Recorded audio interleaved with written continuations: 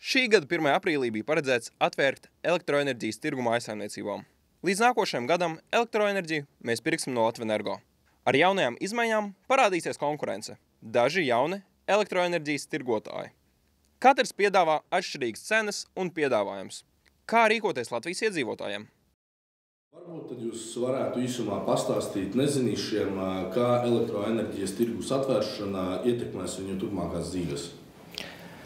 Elektroenerģijas tirgus atvēršana būtiski neko neietekmēs. Līdzīgi kā bijis līdz šim, tad jūs patērēsiet elektroenerģiju un jūs par viņu samaksāsiet.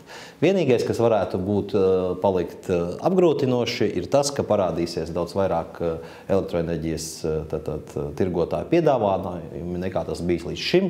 Tātad līdz šim jūs zinājāt tikai vienu tarifu, kas ir apstiprināts Latvenergo tarifs, un tad pēc viņa arī norēķinājāties, bet tagad jums būs jāizvēlās starp vairākiem piedāvājumiem, tātad vienīgais apgrūtinājums būs jūsu izvēle.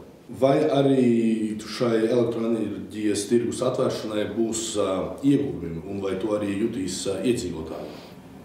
Nu jā, kā jau es teicu, līdz šim ieguvumi elektroenerģijas tirgus atvēršanai būs tie, kad iedzīvotājiem parādīsies izvēlēties piegādātāju. Un katrs iedzīvotājs varēs izvēlēties atbilstoši savam patēriņam, atbilstoši savām vajadzībām. Kā mēs redzam, tad citi elektroenerģijas tirgotāji tagad piedāvā arī apvienotās elektroenerģijas tirgus paketes piedāvājumu, kur iekšā ir gan elektroenerģija, gan arī citi pakalpojumi, kā teiksim internets vai telefons.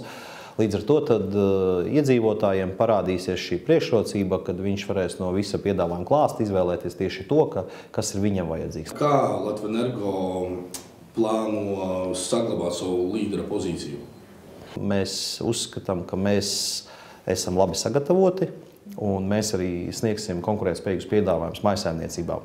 Bet, protams, konkurence būs, protams, šis sadalījums tirgū pamainīsies, mājsaimniecību tirgū, bet tas ir normāls process, kas notiek visās sfērās, kur ir šāda konkurence, kur ir vairāk piedāvājumi. Un prognozēt kaut kā savādāk droši vien tajā brīdī nav iespējams. Patērētāji varēs izvēlēties sev izdevīgāko paketi. Katrai paketei būs savi plusi, mīnusi un atšķirīgas cenas. Grozies kā gribi, elektrība paliks dārga.